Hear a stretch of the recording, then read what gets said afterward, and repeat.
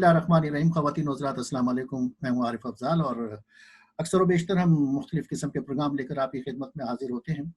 आज का प्रोग्राम हमारे मेहमान और इसमें हमारी कोशिश होती है कि हम अमेरिका में बैठकर अगर पाकिस्तान से कुछ मेहमान आएँ तो उनको यहाँ पे अपने स्टूडियो में मदऊ करते हैं और उनसे गुफ्तगू करते हैं और कोशिश करते हैं कि कुछ अच्छी बातें, कुछ यादगार बातें आप तक हम पहुँचाएँ और उनसे मालूमात लें। लेकिन हालात व वाक़यात दुनिया भर में कभी ऐसे भी होंगे किसी ने सोचा नहीं था कि डर गए हैं सभी कोरोना से। इस तरह की सूरत हाल है, खौफ अपने आप से भी आने वाला है, आ गया है, क्योंकि अगर हाथ धोने ना हो तो लोग अपने आप से भी हाथ मिलाना नहीं चाहते। ये सूरत हाल हो, किसी ने सोचा था कि ऐसी भी ईद आएगी कोई कि जिसमें ना किसी से अपनों से भी गले नहीं मिल सकते, नमाज़ पढ़ने नहीं जा सकते। बाहर शुक्राने की नमाज़ होती है जिन लोगों को पढ़नी थी, ख़ास तौर पे मैं अमेरिका की बात कर रहा हूँ कि घरों में नमाज़ पढ़ी। कुछ पार्क्स में 25 लोगों की इजाज़त थी, वहाँ पे लोगों ने इस तरह इसको नमाज़ को अदा किया, शुक्र को अदा किया, क्योंकि रमज़ान एक इनायत होती है रब की बहुत बड़ी, और जिसने इस रमज़ान को पाया वो खुशकिस्मत हुआ। और दुआ की मैंने ख़ास तौर पे कि अल्लाह ताला अगला रमज़ान भी इनायत करना और रमज़ान की और ईद की खुशियाँ भी साथ में दिखाना। ख़वातीन व हज़रात, सूरत हाल दुनिया में ऐसी है और ये टेक्नोलॉजी जो आ गई है इसने फ़ासलों को बिल्कुल ही ख़त्म कर दिया है। और अब हमारी खुशकिस्मती के दुनिया के किसी भी खित्ते से हम दोस्तों को जमा कर लेते हैं और ज़ूम के ज़रिए हम अपने टीवी स्क्रीन तक अपने मेहमानों को पहुँचाते हैं। आज मेरी खुशकिस्मती पाकिस्तान से मेरे एक बहुत अच्छे दोस्त, बहुत अच्छे इंसान मेरे साथ हैं, बहुत अच्छे फ़नकार हैं और सबसे बड़ी बात ये है कि इंसान दोस्त हैं, दोस्तों का बहुत ख़्याल रखते हैं। आप हैं तनवीर आफरीदी और welcome in the show Tanveer साहब। अस्सलाम वालेकुम आरिफ भाई। कैसे हैं आप? ठीक-ठाक हैं? अल्लाह का करम, बहुत शुक्र। माशाल्लाह। तनवीर आफरीदी से मैं अब मेरे ख्याल से 10 साल तो हो गए हैं पाकिस्तान गया था, तो हमारे और इनके मुश्तरका दोस्त हरफन मौला जनाब खालिद फरशोरी साहब ने पहली मुलाकात इनसे मेरी करवाई थी जंग के दफ्तर में, और तब से अब तक आज तक इनके साथ मुलाकातें हैं। जब भी पाकिस्तान जाता हूँ इनके साथ मिलता हूँ, मुलाकातें करता हूँ। तनवीर भाई, क्या हो रहा है कोरोना के इस दौर में? पूरी दुनिया मुतासिर है। कहा जा रहा है पाकिस्तान में इतना कोई शोर गुफा नहीं है, हंगामा ज्यादा है, लेकिन लोग उसको संजीदा नहीं ले रहे। तो कुछ तो इस हवाले से शुरू करते हैं, फिर मजीद बात। हाँ, देखिए, पाकिस्तान का अलमिया ये है कि हमारी कौम जो है वो किसी भी चीज को संजीदा लेने से पहले उसमें बैनुल अक़वामी साजिशें ढूंढती। सही। तो वही कोरोना बेचारे के साथ हुआ है। पूरी दुनिया को कोरोना ने लॉकडाउन करा दिया और हमारी कौम इसमें से साजिश तलाश कर रही है। फिर वो साजिश, जब साजिश से दिल भर गया तो अब वो यहाँ पर ये सिलसिला शुरू हो गया है कि जी गवर्नमेंट को इतने पैसे मिल रहे हैं, सिंध गवर्नमेंट को इतने मिल रहे हैं, और वफाक को इतने मिल रहे हैं कि जी लोगों को कोरोना में फिट करके जहर दे के मार दो और यूं हो जाए। मतलब इस किस्म की अहमकाना मफरूजों पर मबनी कहानियां जो हैं, और आप यकीन कीजिए कि इतने सारे सन्यासी और कोरोना एक्सपर्ट इस मुल्क में पैदा हो गए हैं कि आपकी सोच होगी। तो हमारा मसला ये कि हम अगर कोरोना को संजीदा ले लेते तो यहाँ कुछ होता ही ना। मतलब शुरू में संजीदा लिया गया जिसकी वजह से मामला बड़े कंट्रोल रहे, वरना सर ये बहुत बड़ी आबादी वाला मुल्क है यहाँ पर, और बहुत बड़ी आबादी बगैर सहूलतों के है यहाँ। सर मुल्क की क्या, अगर हम सिर्फ कराची की बात करें तो कराची कभी माजी में 1 करोड़ की आबादी वाला मुल्क था, तो 2.5 करोड़ और 2.25 करोड़ और 3 करोड़ की बातें हो रही है। सर सिर्फ कराची की बात करें तो बहुत ही ह्यूज है। हैदराबाद से मिलने वाला Karachi Guinness book of world record में नाम आने वाला है इस हवाले से। हुजूर 50 किलोमीटर तक तो मलिक रियाज ने पहुंचा दिया है उसको। सही। और उससे मजीद आगे जो है कोई 9 किलोमीटर उसके आगे जो है वो DHA सिटी है। सही, बिल्कुल है। तो वो सब कराची है।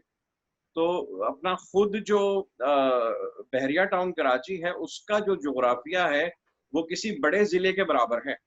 यानी जो उसकी जिना एवेन्यू है, मेन सड़क, मैं और खालिद फरशोरी गए थे वहां दौरा करने एक दफा। तो वहां पर 0 करें मीटर अगर आप दरवाजे से, मरकजी दरवाजे से, तो जिना एवेन्यू जो खत्म होती है जहां पर, वो 23.9 सही कह रहे हैं आप। मैंने देखा सर, मैं भी गया, मैं अपने भतीजे से कहा चलो यार आज जरा उस तरफ देख कर आए। मैंने सोचा कि यार why I am going to there, मुझे कुछ करना तो है नहीं, तो मैंने कहा देखें तो सही जाके, लेकिन देखकर तबीयत खुश हुई। पूरा पाकिस्तान इस तरह से अगर तरतीब दिया जाए तो ज्यादा अच्छी बात है। जी अपना तनवीर भाई, आपने बहरिया टाउन की बात की, एक बहुत ही खूबसूरत इलाका। मेरी ख्वाहिश यह है, मैं भी गया हूँ वहाँ देखने के लिए। पहले मैंने सोचा कि मैं क्यों जा रहा हूँ, मगर मैंने कहा देखने में क्या हर्ज है। और मेरी ख्वाहिश है कि पूरा पाकिस्तान अगर इसी तरतीब से बनाया जाए तो बहुत अच्छा लगे। बार मैंने, ये हमारा कोई इंटरव्यू कोई लगा बंदा इंटरव्यू नहीं है जिस तरह के एक होते हैं कि जी ये पूछना नहीं। मैं आपसे थोड़ी थोड़ी सी गुफ्तगू करना चाहता हूँ। और ख़वातीन हज़रात, बहुत माजरत चाहता हूँ। वैसे तो तनवीर आफरीदी का मैंने बता दिया, सिंगर हैं, बहुत अच्छे दोस्त हैं, बहुत अच्छे इंसान दोस्त हैं, और बहुत अच्छे गाने गाते हैं। तनवीर भाई थोड़ा सा अपना तारुफ, मैं ये भी बता दूं ख़वातीन हज़रात, पाकिस्तान के एक नामवर मूसीकार जनाब निसार बज़मी की ये शागिर्द हैं, इनका अपना एक मकाम है म्यूजिक के वर्ल्ड में। तो तनवीर भाई कुछ अपना थोड़ा सा तारुफ हमारे सुनने वालों के लिए और देखने वालों के लिए। भाई शोबे मौसीकी का एक मजदूर हूँ, पिछले कोई 20 बरसों से ज्यादा हो गए, 25 बरस के करीब हो गए हैं खिदमत कर रहा हूँ। एक एल्बम मेरे शुरू में 2 आए थे जब पाकिस्तान में ये रैप और टेक्नो म्यूजिक का इर्तिका था। उस वक्त मेरा एक गाना आया था, ओ चाचा मेरा बयान ना करी। वो मेरे जो मेरी उम्र के लोग हैं या उस दौर के जो लोग थे, उनको 90s के जो साथी हैं उनको इसका बड़ा अच्छा पता होगा, क्योंकि ये YouTube वगैरह पे मेरे कुछ फैंस ने डाले हुए ये गाने। ओ चाचा मेरा बयान ना करी बड़ा अच्छा गाना था मेरा। तो ये उस जमाने में रैप को पंजाबी टेक्नो भंगड़े में डाल के पेश किया गया था, वो एक एक्सपेरिमेंट था। उसके बाद एक एल्बम आई थी मेरी, एक लड़का आवारा, और उसके कोई 2 साल के बाद मेरी एल्बम आई थी गुड्डी, जिसका एक गाना बहुत मशहूर हुआ था। वो गाना कुछ ऐसे था कि गुड्डी नू मैं लान गया ते वेख के सड़ गई सड़ गई सड़ गई सड़ गई, वेख के दुनिया सड़ गई, अड़ गई अड़ गई अड़ गई अड़ गई अड़ गई अड़ गई अड़ गई गुड्डी मेरी सजना दे कोठे उत्ते अड़ी गई, हो गुड्डी मेरी सजना दे कोठे उत्ते अड़ी गई। ये गाना मेरा बहुत बसंत पे बड़ा हिट हुआ था ये गाना।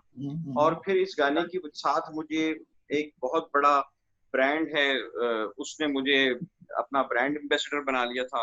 वो अवामी ब्रांड था, तो उनके साथ फिर मैं पाकिस्तान भर में घूमता रहा कई बरस। 14 साल वो ब्रांड एम्बेसडरशिप मेरे साथ रही, और 14 ईयर्स मैंने पाकिस्तान के मुख्तलिफ इलाकों में कोई सैकड़ों शोज मैंने, सोलो कॉन्सर्ट्स मैंने किए और बहुत काम किया। अच्छा, ये आपने पहले गाने का कहा, ओ चाचा मेरा वियाना कराई, तो जरा अगर वो याद हो तो उसका भी कोई मुखड़ा वो तो मैं कभी नहीं भूल सकता। जी जरूर। वो तो सज्जाद अली साहब को भी याद है, उन्होंने मुझे एक दिन गा के सुनाया था। बड़ा पहला तारुफ मेरा उनसे यही हुआ था। वो बड़े खुश हुए मेरा वो गाना सुनकर, उन्होंने मुझे शाबाश। तो वो यूं था, लंदनों में मने आउनी, मैं लंदनों में मने आउनी, कुड़ी पिंड दी में गल नहीं पाउनी, ओए चाचा मेरा ब्याह न करी, ओए चाचा मेरा ब्याह न करी, सच्ची गल चंगी होती किसे तो की डरे ना, भुखे नंगे मामे करे रिश्ता की करे ना, सच्ची गल चंगी होती किसे तो की डरे ना, भुखे नंगे मामे करे रिश्ता की करे ना, सच्ची गल चंगी होती किसे तो की डरे ना, भुखे नंगे मामे करी रिश्ता की करना, ओ गल्लां बहुतियां की मुकदी मुकाउनी, मैं ते लंदनों में मिले आउनी, ओए चाचा मेरा ब्याह न करी, ओए चाचा मेरा ब्याह न करी। एक तरफ तो आप कह रहे हैं चाचा मेरा ब्याह ना करी, लेकिन अपने जाती जिंदगी में तो आपने कई एक ब्याह की है। एक से ज्यादा। अगर आप जाती बात ना समझे तो मैं चाहूंगा शेयर करें। भाई ये तो देखे ना, हम फनकारों की जिंदगी तो इस किस्म की वारदातों से भरी हुई होती है। सही बात। और ये तो हमारे कुछ मामूलात जिंदगी इस तरह के होते हैं कि किसी भी नॉर्मल सिचुएशन की खातून का हमारे साथ गुजारा जरा मुश्किल है। सही। तो है ना हमारा दिन का पता, ना हमारी रात का पता। हम उल्टी दुनिया के लोग हैं, मतलब दिन को सोते हैं, रात को जागते हैं। मतलब सुबह का नाश्ता जो है वो किसी के घर में आप शाम को 4 साढ़े 4 बजे अगर उसको अंडा पराठा पेश करें तो आपको दुनिया क्या समझ। इस किस्म के मामलात में हम लोगों के साथ पुटअप करना आसान काम नहीं है। आसान काम नहीं। देखिए, शादियां ज्यादा करना तो सुन्नत भी है, और फी जमाना ईदी साहब मरहूम कहा किया करते थे कि भाई हर इंसान को 2-3 शादियां करनी चाहिए, जो मसाइल हैं इस वक्त पाकिस्तान के। तो ये बताइए कि ये जो शादी के लिए आपने कहा कि शोबिस की दुनिया में इस किस्म के मामला होते रहते हैं, तो ये कोई इश्क का मामला है, या आंखों को अच्छा लग जाता है कोई, या बस दिल ने कहा कि यही सब कुछ है? तो मतलब ये सिलसिले कहाँ से शुरू होते हैं, कैसे होते हैं? अच्छा, इश्क बहुत ही रोमांटिक आदमी है आप, क्या है बस? ओ यस, ओ बिग टाइम रोमांटिक सर। ये तो अभी मैं जरा कुछ लगाम, अल्लाह ने मुझे अपनी रहमत की लगाम डाल दी है, तो मैं ठीक हो गया हूँ। वरना मेरे जैसा रंगीन मिजाज आदमी कौन था दुनिया में। अच्छा। तो ये है कि अब थोड़ी सी ये है कि उम्र के साथ साथ तब्दील भी होना पड़ता है, फिर बच्चे भी हैं, जिम्मेदारियां भी हैं। मेरी सबसे बड़ी जो बेटी है वो माशाल्लाह वो न्यू जर्सी की बॉर्न है, और इस वक्त टेक्सास में है। माशाल्लाह she is now 17 years old, तो वो वहाँ पढ़ रही है, और माशाल्लाह मेरी बेटी जो है वो आलिमा बन रही है, दरसे निजामी का 2nd ईयर है उसका। अच्छा तनवीर साहब, आप एम्बेसडर रहे 14 साल तक एक बड़ी ब्रांड के, और इसके अलावा आपने कहाँ कहाँ गाया? मसलन टीवी पे गाया, किसी फिल्म के लिए गाया, स्टेज के लिए गा रहे हैं, अपने वीडियोस आपने किए हैं, पैट्रियोटिक सॉन्ग भी मैंने आपके सुने हैं, बहुत खूबसूरत हैं। तो थोड़े से अपने ये जो फनी सफर है इसके बारे में मजीद आप मुझे बताइए, ताकि लोगों को पता लगे। और मैं आपसे कुछ सुनना भी चाहूंगा बीच बीच में, जैसा कि आप सुना रहे हैं। आपका हारमोनियम मैं देख रहा हूँ बिहाइंड, ये आपके पीछे रखा। प्रैक्टिस टाइम होता है, तो ये मतलब सुबह में प्रैक्टिस में नहीं, मतलब प्रैक्टिस से मुझे मोहब्बत है, मुझे अपने काम से। ये काम मैंने सीख कर किया, और मैं इसको एक तालिब इल्म की तरह लेके चलता हूँ। मैंने कभी भी जरा सा, मैं अगर प्रैक्टिस में नहीं होता तो मैं काम नहीं करता। मुझे कोई भी नया प्रोजेक्ट करना होता है तो मैं उसके लिए 15-20 दिन पहले प्रैक्टिस स्टार्ट करता हूँ। ठीक है, जो ऐद हाजिर का ये लफ्ज है प्रैक्टिस, लेकिन अगर मौसीकी की दुनिया देखा जाए तो रियाजत आप करते रहते हैं। Very good. तो ये बताइए कि मसलन इस सफर में कहाँ कहाँ आपके पड़ाव पड़े? मसलन फिल्म की दुनिया है, टीवी की दुनिया है, स्टेज की दुनिया है, और वीडियो की दुनिया है, कहाँ कहाँ आपने गाया? कभी रेडियो के लिए भी कुछ गाया आपने? देखें, रेडियो तो मेरी इब्तिदा है ना, मैं रेडियो से तो मैं पैदा हुआ हूँ। मतलब मैं रेडियो हैदराबाद का चाइल्ड आर्टिस्ट था जब मैं 4th क्लास में था। ठीक। और मैं वहां पर काम करता था, 30 रुपए का चेक मिलता था, वो बड़े पैसे होते थे 30 रुपए। एक रिच बच्चा होता था 30 रुपए जिसको चेक मिल जाए।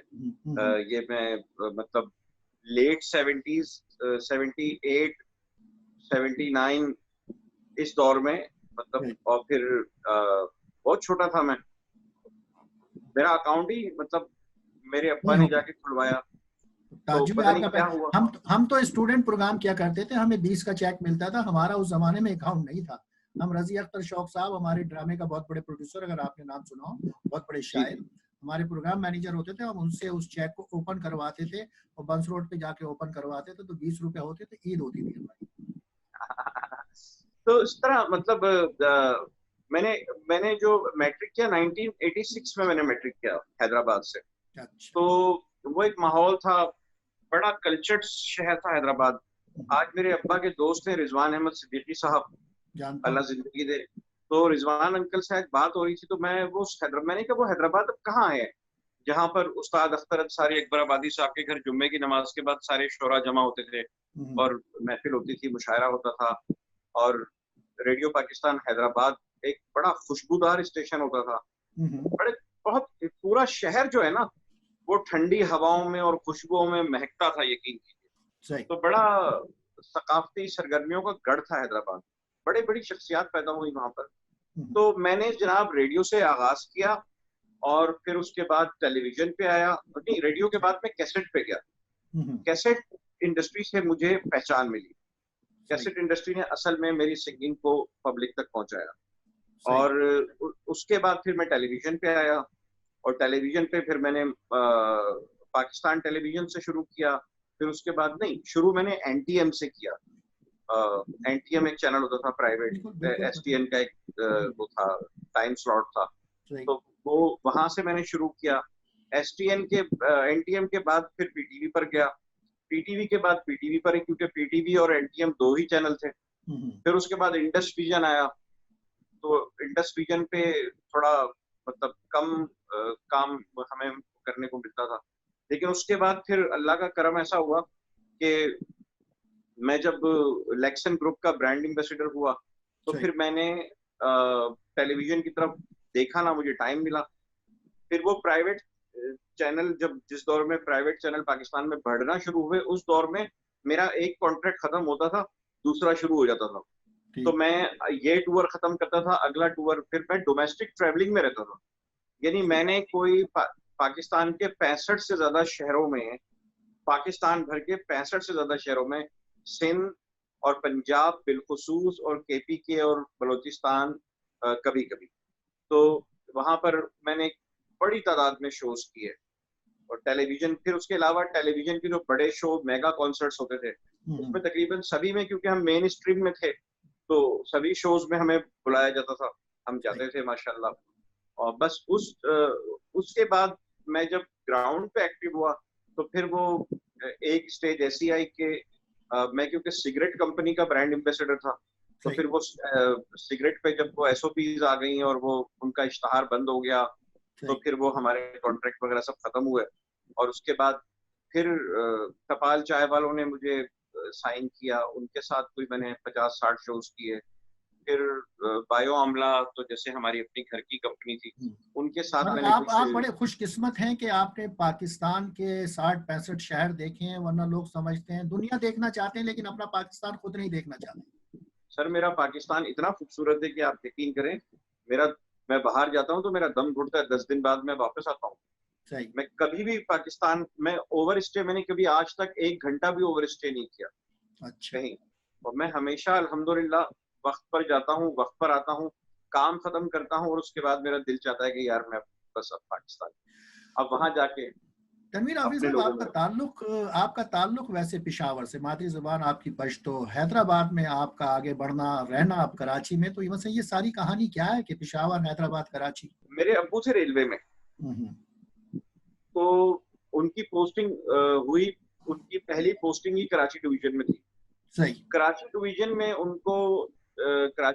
ने उनको पहले भेजा कुछ इंटीरियर सिंध के स्टेशनों पर, जो वहां पर जैमसाबाद और उसके आगे स्मॉल गेज लाइन होती है ना, जो मोनाबाव रेलवे स्टेशन, वो राजस्थान जाती है। सही। तो वहां पर उस जमाने में 50s में वो बयाबान था, वहां पर मेरे अब्बू को एक स्टेशन पे पोस्ट कर दिया उन्होंने। उस जमाने में कोई मतलब 3-4 रुपए में बकरा मिल जाता था, अब्बा बताते हैं। तो मतलब वहां पर अब्बू की पोस्टिंग होती थी, अकेले बेचारे। फिर उसके बाद अब्बू को फिर मीरपुर भेजा, फिर उसके बाद अब्बू हैदराबाद आ गए।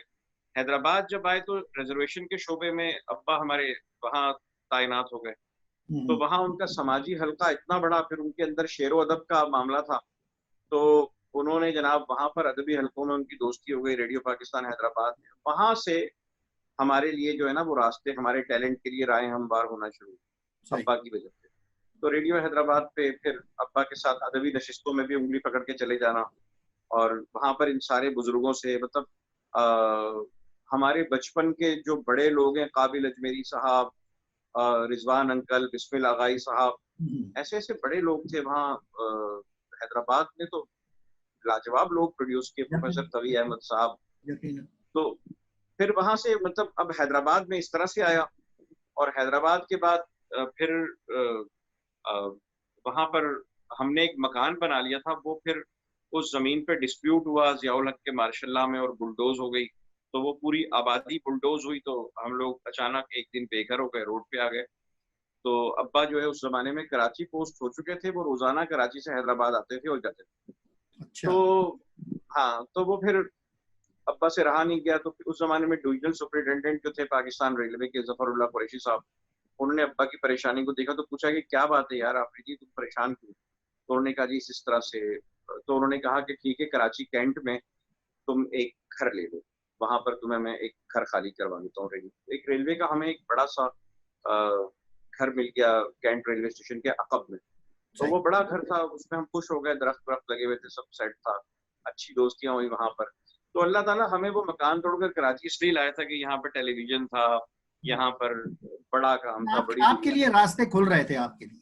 बिल्कुल। असल में वो तो बहुत हमें उस वक्त लग रहा था कि हमारे साथ बड़ा जुल्म हो गया, लेकिन असल में वो जुल्म नहीं था, वो अल्लाह ताला हमें आगे की तरफ हिसाब से रास्ते बना रहा होता है। इंसान सोचता नहीं है।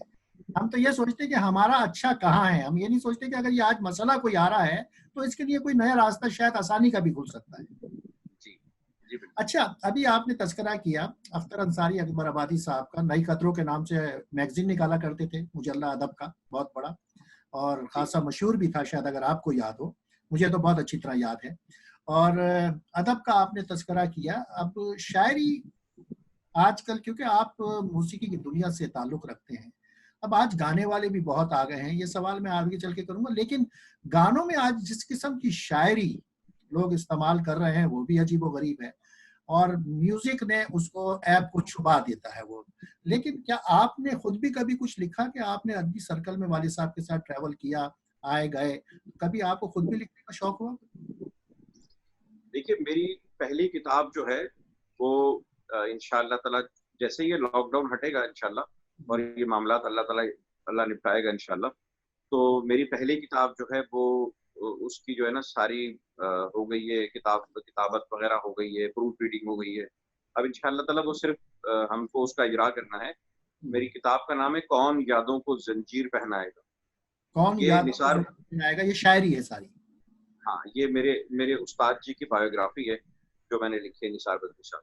अच्छा, निसार बद्री साहब की। और वो किताब जो है वो अहाता करती है पाकिस्तानी फिल्मी मौसीकी के गुज़िश्ता 1962 से लेकर और आज तक के दौर का। फिर उससे पहले जब बज़मी साहब इंडिया में थे तो वो उस दौर को भी उसमें इलैबोरेट करती है। तो वो एक बड़ी किताब मैंने बहुत बरसों में लिखी है। बज़मी साहब मुझे लिखवा कर तो अपनी ज़िंदगी में गए थे, लेकिन फिर मैंने बहुत मूड से थोड़ी-थोड़ी करके लिखी है और फिर उसका एक ऑडियो वर्ज़न भी मैंने बनाया है। कि आजकल के दौर में जो लोग किताब किताब पढ़ने नहीं का पढ़ रुझान कम सकते, हो गया है। जी, तो वो उनको मोबाइल में हम वो दे देंगे, वो अपने मोबाइल में थोड़ी-थोड़ी करके उसको सुनते रहें। कोई 300 सफ़हात की किताब है ओह! और उसमें ओरिजिनल सॉन्ग्स भी सुनने को मिलेंगे। सही। बज़मी साहब के जो गाने हैं, वो बड़ी अच्छी बात मास्टर है। चलिए, वर्ज़न जो मैं है। यहाँ पे आपको रोकूँगा, वक़्त हुआ एक छोटे से वक़्फ़े का। वक़्फ़े के बाद वापस आएँगे तो ख़वातीन और हज़रात, हमारे साथ तनवीर आफ़रीदी हैं, एक और स्टाइलकार हैं और इसके साथ-साथ मैं बार-बार एक बात कहता हूँ कि इंसान दोस्त है, क्योंकि इंसानियत से दोस्ती बहुत बड़ा काम है। तो वक़्फ़े के बाद हाज़िर होते हैं इंशाअल्लाह आपकी खिदमत में दोबारा लेकर जनाब तनवीर आफ़रीदी।